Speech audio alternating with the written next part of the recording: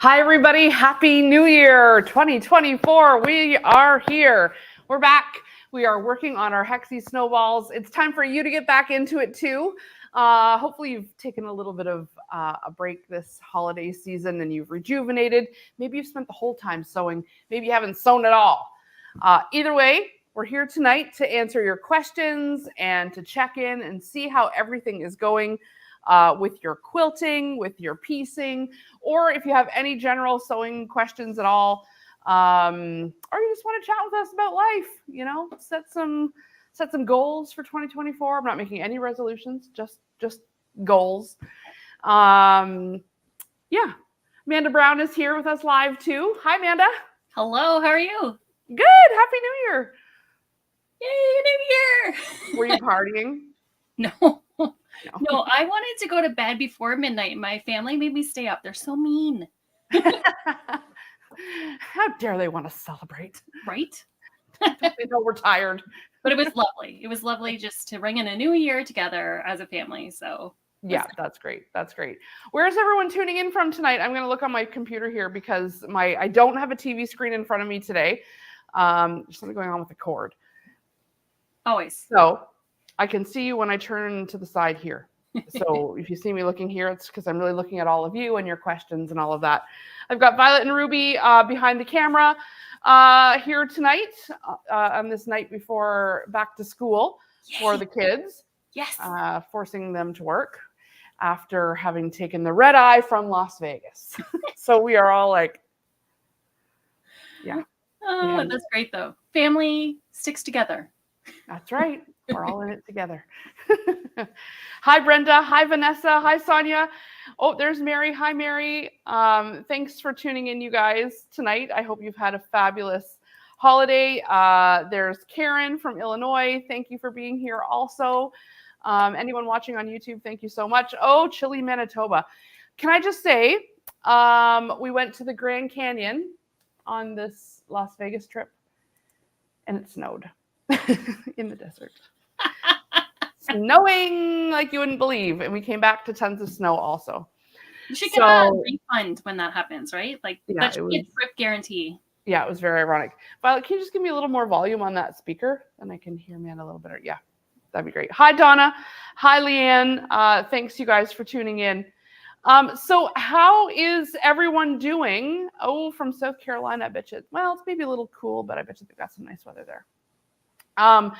How's everyone doing on their quilts? What have you managed to get accomplished over the holiday? Where are you stuck? What part of the process are you at? I decided to pull out, we've posted now the final video in the Hexie quilting, the homemade, the 2023 quilting retreat. The final video is posted. You all have received the full program of links, and the last part, of course, is squaring it up and adding the binding. But if you're still in the quilting process, that's fine too. It takes a while to do these things. I don't expect anyone to be done or finished in 1 week, so no big deal at all. But I have been liking seeing, I'm just going to come over here. I have been liking seeing lots of your photos. So yeah, look at this. Some people taking a break from the Hexie quilting. Penny doing her ombre trees quilt. Gorgeous, gorgeous, gorgeous. Good job there, Penny. She had to put away her Hexie snowballs. Dana got everything organized. Oh. Looks like everything's trimmed. Doesn't that look good? The color's beautiful. I know. That's the fall colorway. Yes. Isn't it so gorgeous? So pretty. Just saying. She's got her pups here helping her out. That's always cute, but Amanda, look what you did. Tell us about that. No, just kidding. Long arming is such a hard thing to do. Tell us what you did here. So first off, I'm going to just point with the so in case people aren't seeing it, if they're not like right up close, if you see the little mouse arrow here that I'm going around, that's the ghost, and it could not be cuter. Right? So I found this pantograph that it's like the machine does it for you. Yeah. But like the amount of talent, like often you hear people saying like sending it to a long armor, you just press a button. It's not. There's a Oh no.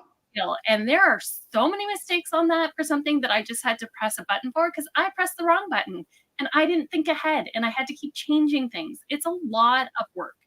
Honestly, the long arming, even with, like you say, even with the computer, there's sort of a misconception.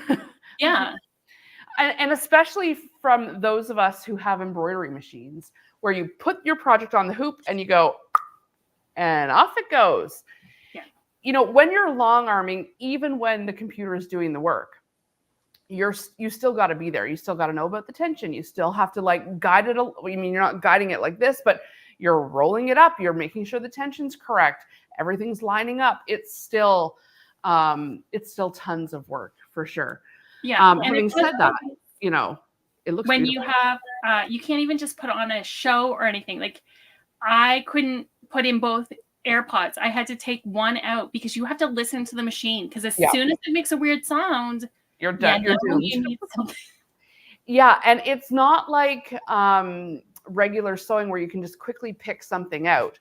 Oftentimes it's going, and then you don't know that the underside looks horrible until you've rolled it up.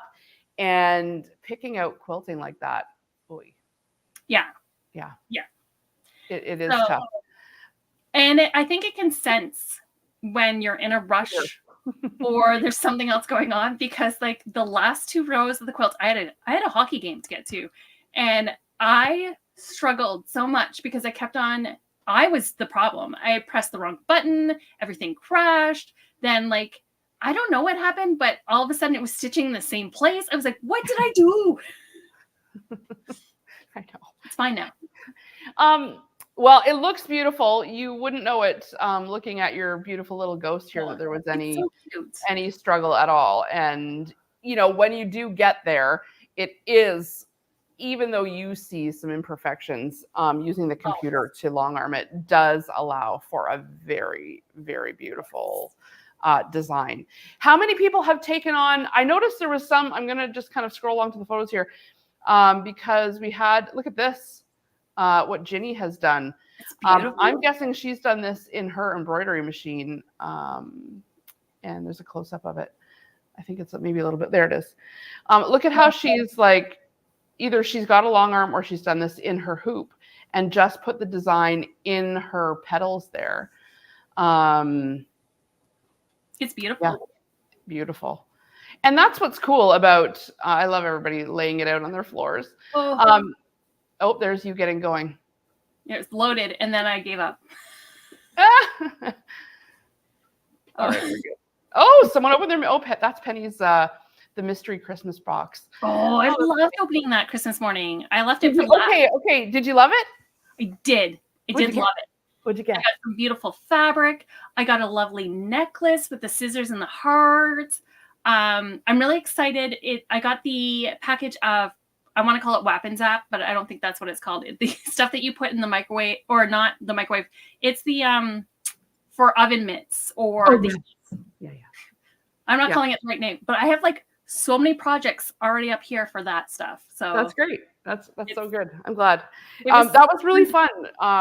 That box, and I think we're going to do one. We'll do one again sometime because it was really fun. And I think people liked getting, you know, a genuine surprise. So Mother's Day. Yeah, Mother's Day is I think what we're thinking about. The Mother's Day mystery box. Yeah.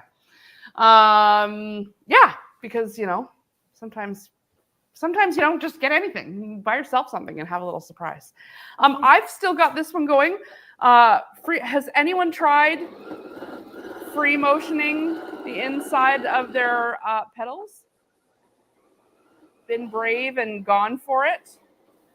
I'm using the ASR, the accurate stitch regulator here, which is what I did use in the class as well. But you don't have to have this to free motion. It just makes it a little bit easier as the stitches are a little more consistent. And yeah, I want to hear from anybody who's tried free motioning, especially if you're a first timer, if you have any questions about that. Because we've had the holiday in between our sessions here, we've missed a couple Q&As. So there's been a few classes go up, including the free motioning class and the squaring it up class. Violet, if you want to switch over to camera 4, you can with that way they can see a little bit better. No, I mean the cord. So if anyone has any questions about these, or even if you're still in the piecing process, that's totally fine too. I'm just going to go over to the questions and see where everyone's at. Well, Violet switch things over. Oh, sorry, my computer's got there, mute.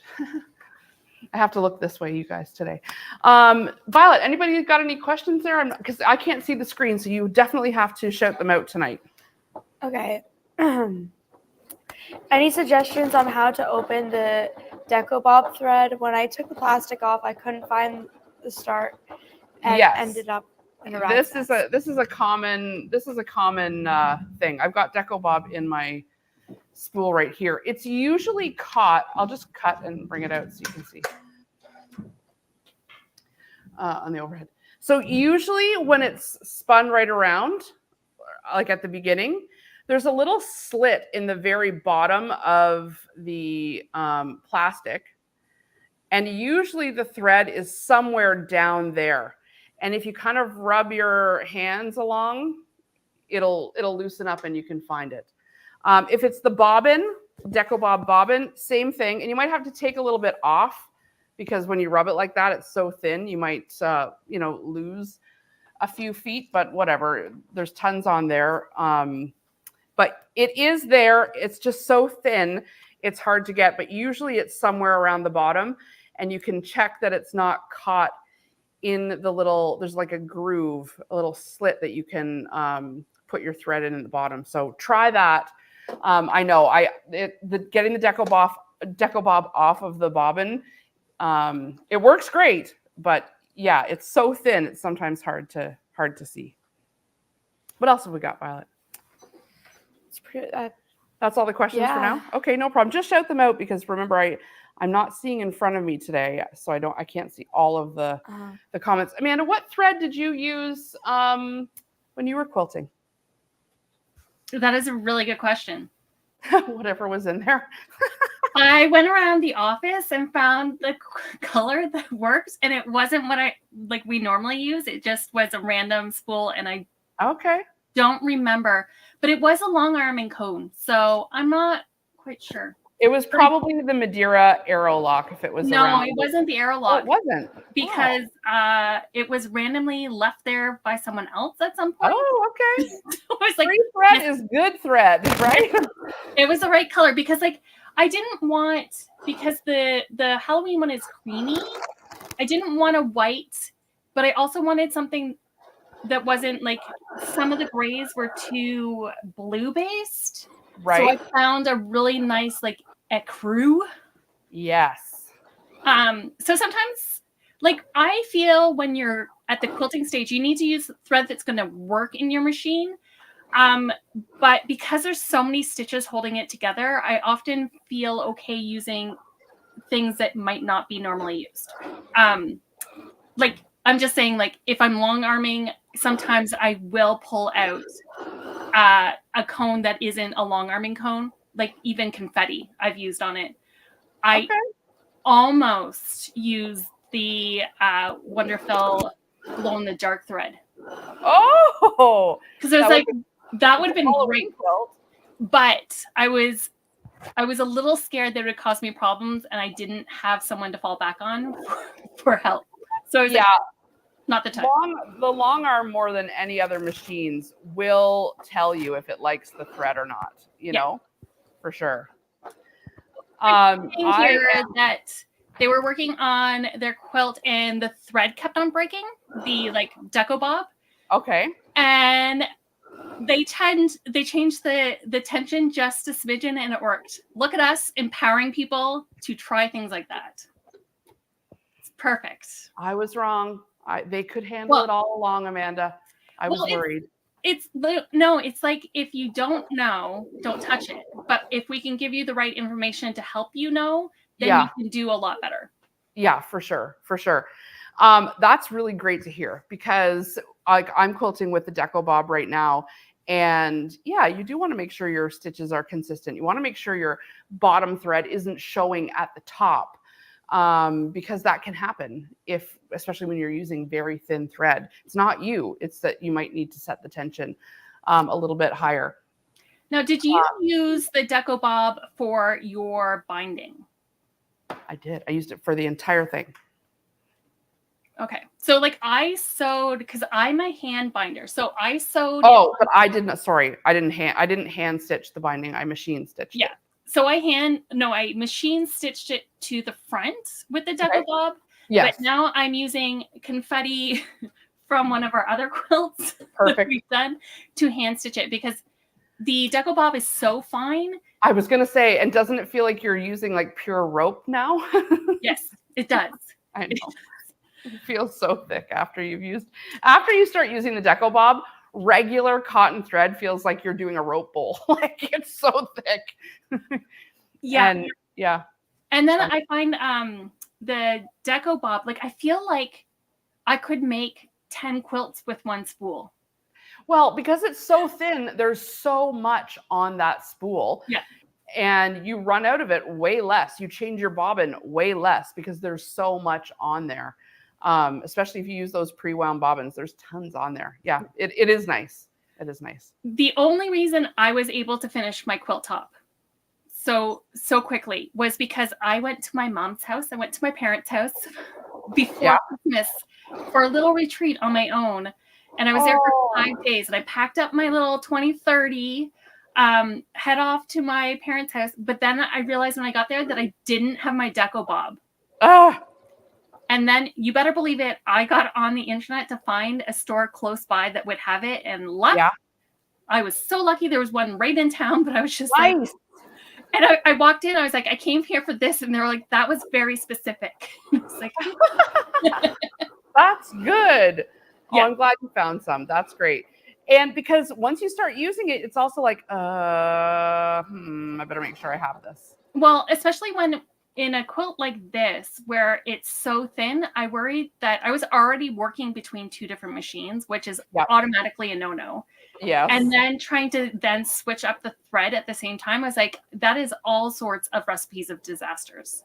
So I tried to at least get the thread in for that. That's good. Violet, feel free to show them what I'm doing while Amanda's talking, okay? You don't have to.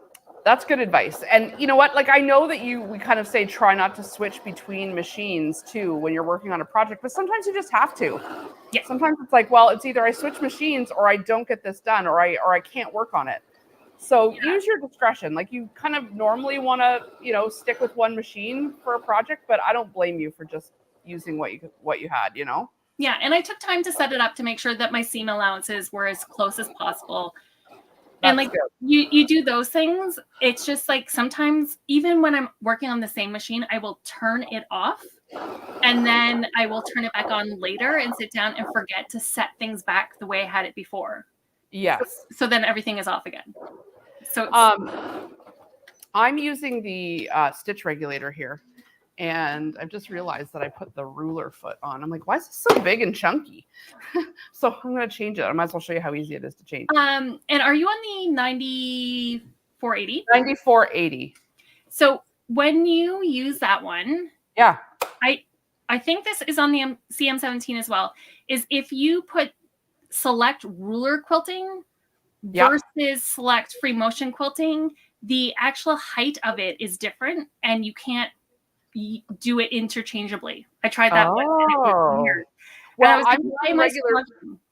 Go ahead. Yeah. Yes, because the ruler foot is thicker.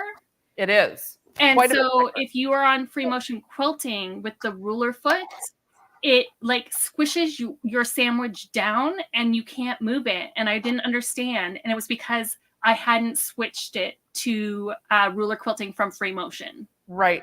In this, there is an option for ruler quilting, and I'm just in free motion mode. So it was still working, but it was just still a little too thick. I couldn't see. Yeah. So it comes with all of like the open toe, the regular toe, the ruler foot, and then what's this one called again? The glide? No, is it the glide foot? Anyway, it's like this little dish that's like an echo. Yeah, it's where basically you use it, especially when you're doing the edges. It's kind of scooped up, so that your foot doesn't get caught underneath the fabric here. It just kind of slides right over. I'm gonna try this one. I haven't used that. Is one of my favorite feet for long arming. Well, I love that one on the long arm for sure. But it's really great because it has the red circles. Yeah. You can use it to gauge how far you are from other stitches as well.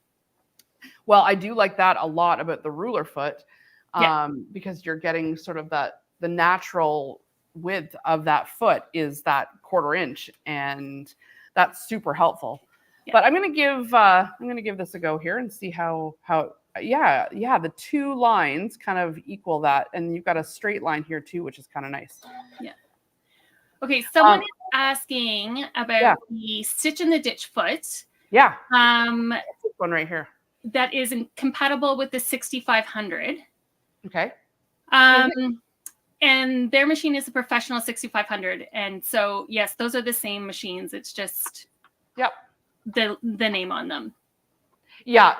And so you can get the stitch in the ditch foot. It looks like this. It's got this longer little fence or rudder. So when you're stitching along something like the edge of your petals here, you would keep that rudder right in the ditch, and the rudder lines up with where the needle would go, and it just helps you stay right in the ditch. And in the binding class, I actually used this for machine binding the back. Yeah. And it's a beautiful move it to your right a little bit. Oh. There we go. There you go. Sorry, thank you. It's a beautiful hack for machine binding the quilt, so that you the thing about hands, like I love hand stitching the binding, I do, but when time is of the essence, which often it is, there's nothing wrong with machine binding it and being able to turn it over.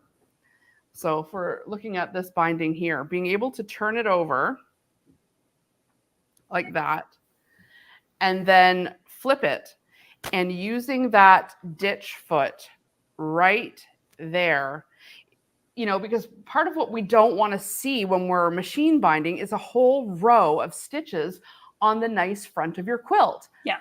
Like, bad enough that they're on the back. You know what I mean? The hand stitching, you don't see any stitches, but you've got to really be committed to that. And I do also like, sometimes I get away with a decorative stitch. Mm-hmm. If I find the right one, you can have fun with that, because then it like pops off your binding. Yeah. Do a little blanket stitch here, or something that kind of catches it, like a little like serpentine, or a little like some sort of half swirl, like a clamshell that catches it. But test that first. Yeah. Do a little once you've squared up your quilt, you often have a ton of really usable, and I say this in the class, you've got a ton of really usable quilt sandwich, and that's just going to probably go in your scrap bin or in the textile recycling. But this is brilliant for testing. So if you even just keep that like little rectangles of your discarded, leftovers from squaring up, then you can do a lot of this testing on those pieces, because it's gonna, be the same thickness that you normally use, even if it's not even this project, but future projects. Yeah. And if you have the AccuFeed Flex, you can get a stitch in the ditch foot to put on that. And so when you're dealing with a lot of layers or quilting, and you want that even feed where you're going to have the top and bottom move at the same rate, you can get that foot to put on your AccuFeed Flex, and that just pops off and pops back on. That's very cool. And I don't think people realize that there are so many attachments for AccuFeed. Like even the 1/4 inch foot is available for AccuFeed. Like there's lots of people who never even take AccuFeed off of their machine. Yeah. Like they piece with it on, they sew regularly with it on, you know, put the 1/4-inch attachment on, and yeah, that's great. Yeah. It's nice to have those options. And like there's often different sewing techniques if you're on like thicker fabric that you want that even feed to be there. So having those options with the different feet really help make sure that you are getting exactly what you want out of that foot. Someone is asking what is AccuFeed. So AccuFeed is the Janome system that is a foot that is technically, it's like a walking foot. So it attaches to your machine and it pulls through your upper fabric and your lower fabric at the same time. Well, look at this. I'm trying to find it for you. I have one here.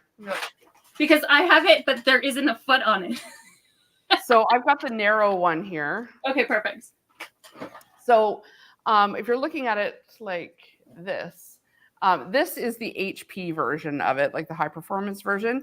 But essentially what happens is it clicks into the back of your machine, like right in here, and sort of allows the motor from your, like the motor that's located here in your machine to connect through via this hook. And what happens is, see that part that's moving? Now this is the narrower one. The regular one is much, much wider. Do I have it? Oh, there it is. It's here. So you can see like the high performance one, the HP version, and the regular AccuFeed. And when the motor connects, when this connects into the motor, it essentially gives you a whole other set of feed dogs on the top of your machine. And when you have that extra heft, that muscle on the top of your machine, pulling your quilt through, everything can stay so much straighter because you're not so susceptible to, say, the weight of the quilt pulling on things and often leading to your stitches going a little bit wonky. When you, like these, the foot just snaps on and off. And so if you put the 1/4-inch version on here, you can piece with it. If you're finding that your 1/4-inch seam kind of veers, put the 1/4-inch foot on the AccuFeed and you'll get that, you know, just the benefit of having that accurate feeding from the top and the bottom. And just forego the regular foot, the regular 1/4-inch foot, and use the 1/4-inch foot that's on AccuFeed. Use the stitch in the ditch foot that's made for AccuFeed. There's a bunch of AccuFeed accessories. Yeah, I should do something on that because I think people don't realize that almost all of the feet are available for AccuFeed. Yeah. Yeah. And like with the HP2 foot, what I love about this one, if you have this for your machine, using this while you're trying to do lines, stitch in the ditch, anything like that, the feed dog for it, like the extra grippy on the top, lines up perfectly with one feed dog. So you're getting precision right exactly where your needle is going in, and it's like top notch. Like sometimes I don't even baste projects that aren't huge because this is going to pull my quilt or whatever I'm making through so accurately that I really haven't had issues with bunching or pulling on the back. I mean, that's the risk I'm taking because it's always best practice to baste. But yeah, I have gotten away with a lot with this foot. It's really amazing. That's great. That's great. I'm just taking a look. Any other questions here, Violet? I'm looking on the other feed too. Oh, we've got lots from Donna. Marie Agnes was saying before that long arming almost looks like too much work when you can quilt in the hoop. It's true, you can quilt in your embroidery machine, no problem. Donna says she's used decorative stitches for the binding too. That's great. Yeah. Yeah, that's a really good idea. I know we're kind of going backwards a little bit, but I wanted to just call that out because they're on the watching from a regular page, not from the group. Yeah. Well, and when I do my binding, so I sew my binding to the front, but you'll see here, like I'm actually not stitching my binding right at the edge. Yeah. I stitch it out, like I have it placed about a 1/4 inch out, and then I stitch a 1/4 inch from that. So it's almost like a 1/2 inch across the front. And I do that with my 2.5-inch binding. So when I put it over to the back, it's about a 1/2 inch on either side. And I just like how that looks. It looks great. Is there a way that I could probably do it without eyeballing it and doing math?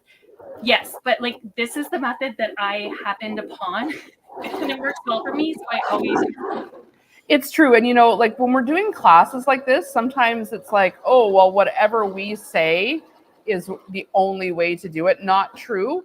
You know, in your quilting journeys, you're going to come across all kinds of different methods for all kinds of different techniques. And it's good that you learn a few of them and decide, you know what, I like doing it this way, or I like doing it that way. And, you know, you'll remember the way that you learned in this class, and maybe it'll be the way you always do it, or maybe you'll try it a different way and you'll find whatever works for you, you know, best for you, for sure. Yeah. So have fun experimenting with that. And I keep all my leftover binding scraps, because this one I just willy-nilly cut all the fabric I got. So I had like a whole extra, like with the fabric strip. I keep it in one box. And then when I'm doing like just a quilt that is scrappy, I just grab random bindings to put on instead of cutting new fabric for it. Yeah, why not? Mm-hmm. I've got lots of binding left over from all of these quilts from binding them. And, you know, it's already all pre-cut. It would take nothing to have a scrappy binding. That looks cute on lots of things. Mm-hmm. Yeah. I got to say, the free motion quilting with the stitch regulator is fun. Yeah. I've never really been a fan of free motion quilting on the regular sewing machine, but it has a much more, I don't know how to describe it. Like, it feels more like the long arm, because it's like, the stitch regulation is something you get on the long arm, and you can hear it beeping when I'm going too fast. You can turn that beep off. I need it because I want the stitches regulated. If I go too fast, you know, it can only keep up with so much. So the beeping is going to tell you, hey, your stitches are going to get longer if you don't slow down.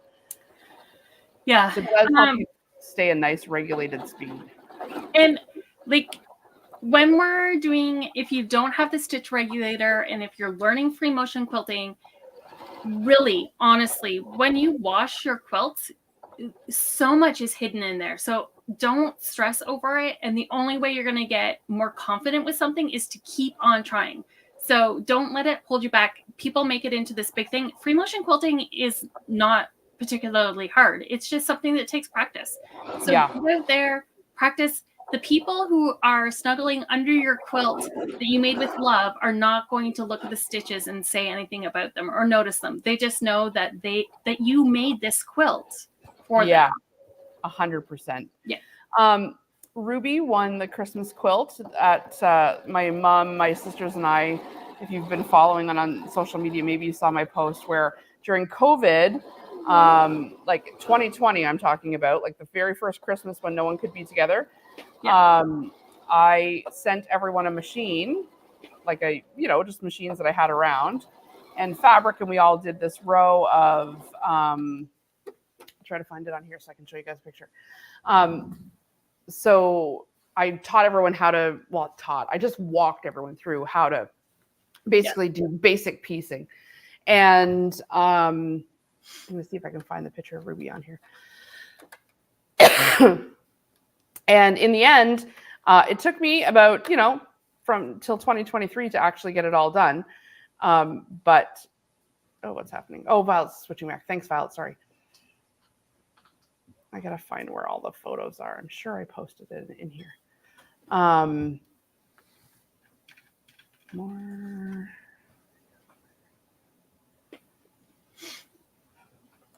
I guess I'll just go to, where's media? Oh, photos. Facebook, why do you keep changing things around? Oh, yes. Why? So we just get used to. Let me see if I have the picture here. Oh, maybe it's on my personal page then.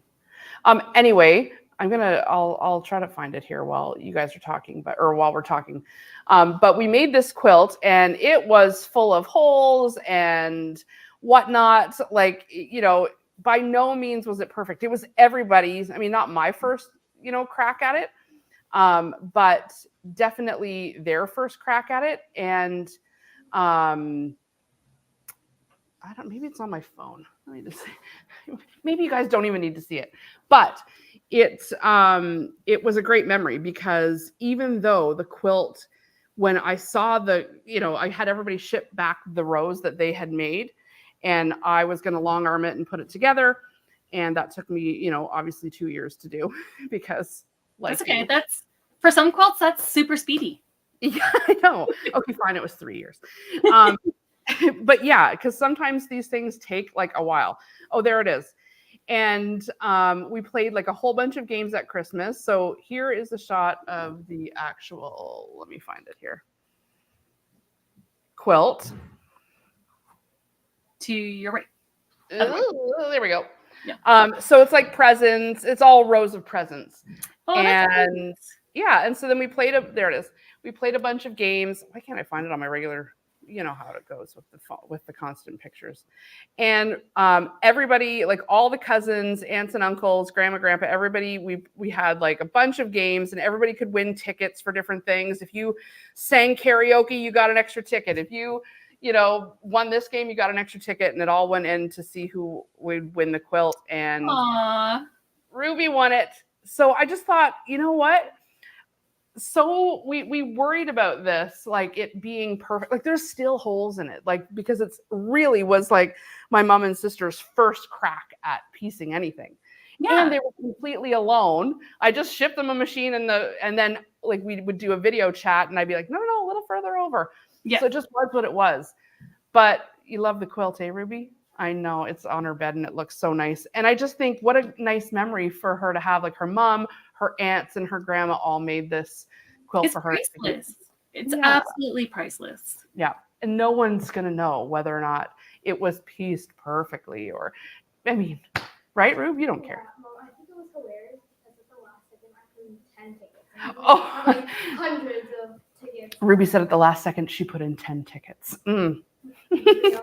Don't let the other cousins hear about that. No, it's good. I'm glad you got it. And so now we want to do this every year, where we each make a row of something. And that's so sweet.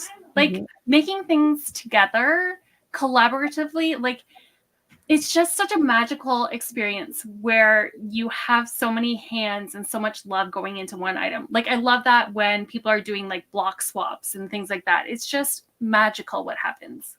And it also made for like something extra to do on Christmas Eve when everyone's over. We're playing games with this purpose of who's going to win the quilt. Who's going to win the quilt this year? You know what I mean? So that's kind of fun too.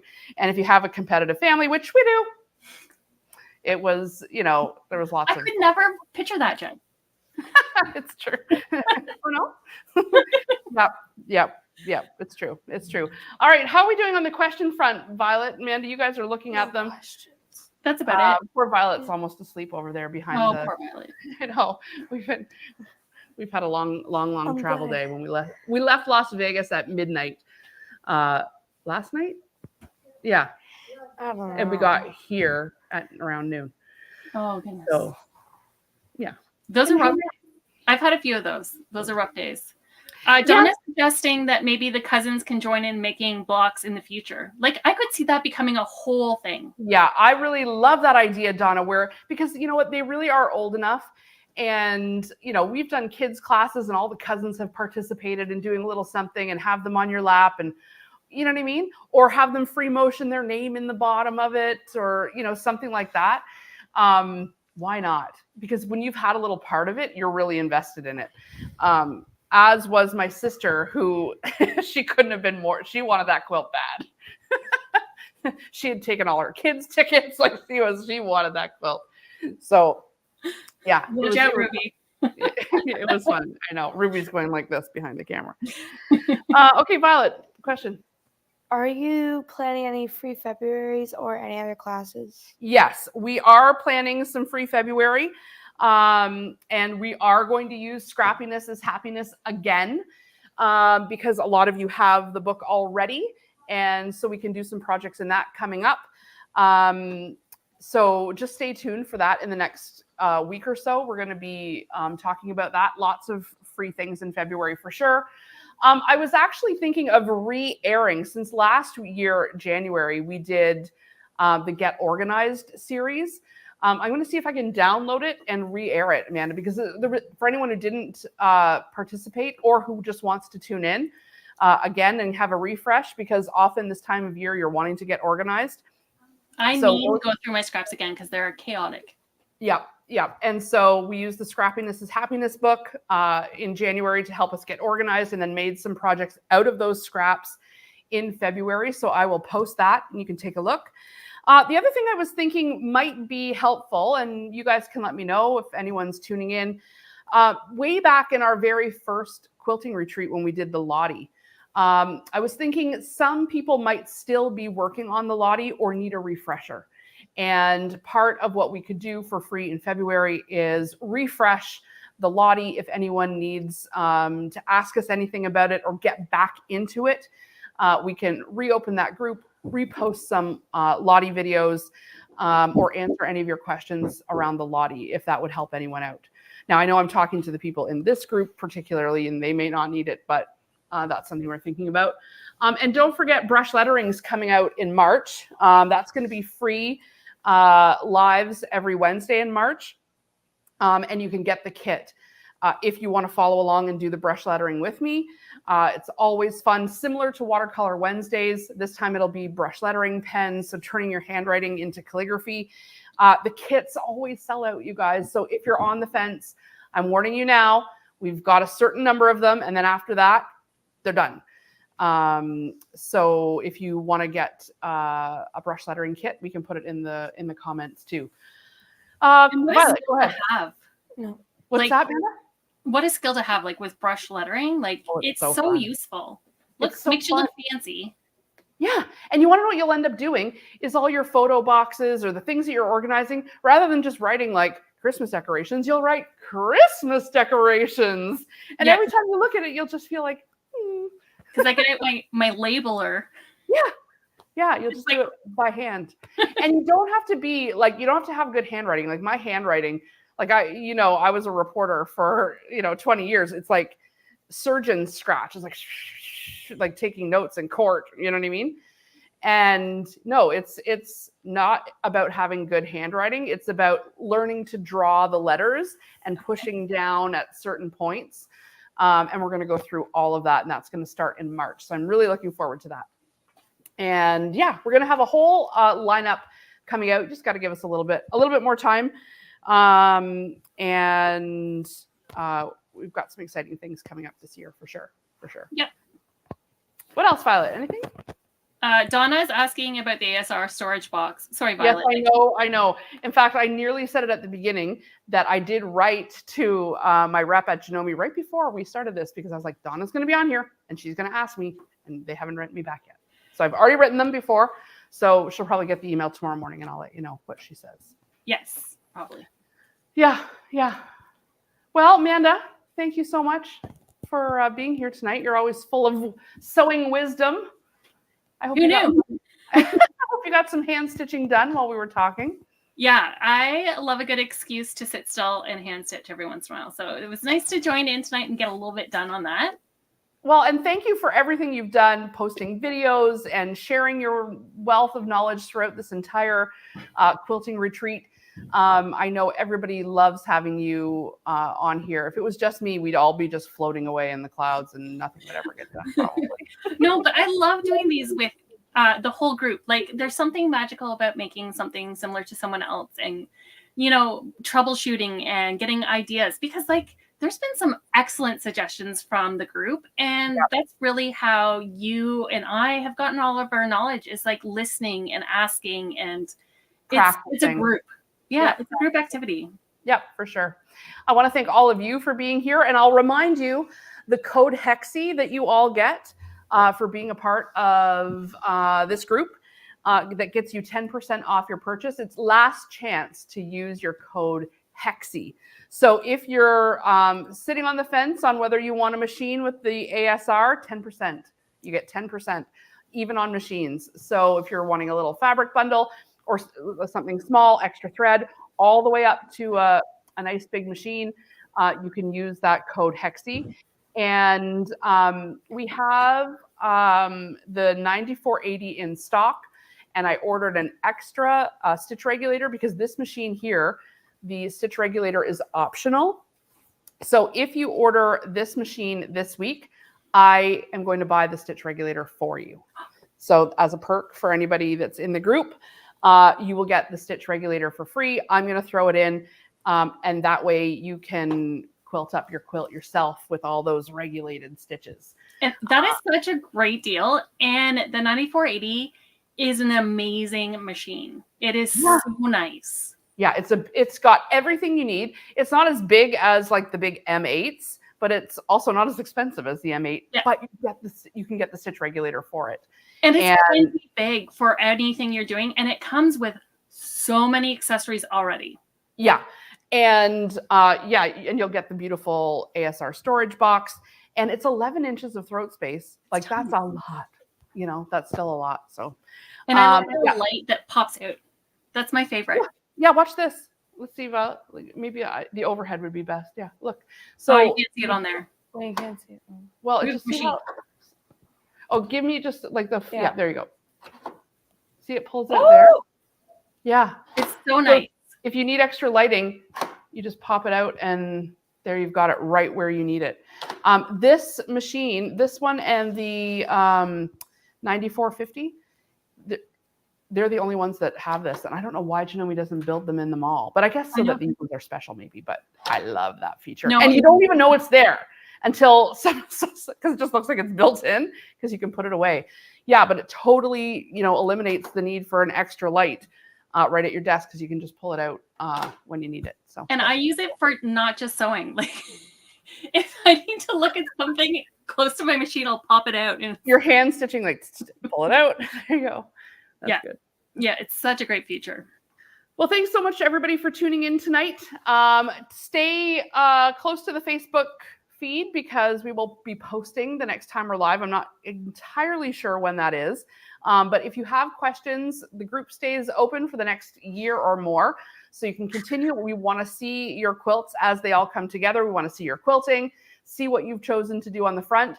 If you want us to long arm it for you, to take all of that worry out, you can just reach out to us at info@homemade.ca and we will long arm it for you. We will send it back to you all squared up, ready for the binding. So you don't even need to do the squaring up part. We'll take care of that part too. But you do need to send us back your backing pieced together. And if we sent you the batting, you can either keep it or you can send that back too and we can use it.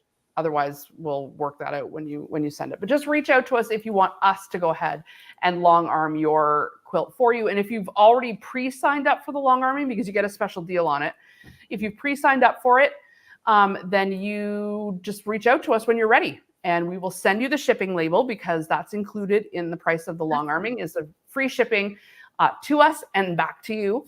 We will send you the label. You'll print it out, put it in the box that we sent you the kit in or whatever box you want. And then we'll send it back to you. It'll probably take, a week or so to get it long arm for you and you'll have it back. You'll surge right ahead and honestly, the long arm gets it right done for you. Mm-hmm. For sure. All right, Amanda, I'll let you go. So I won't be long arming it, so I won't be causing problems on your quilt. No, I'll be long arming some of them, and the long armor here will be long arming some of them. So it's a luck of the draw. Luck of the draw. Yeah. All right, everybody, I'll say goodnight for real now. Bye. Thanks for tuning in. Bye.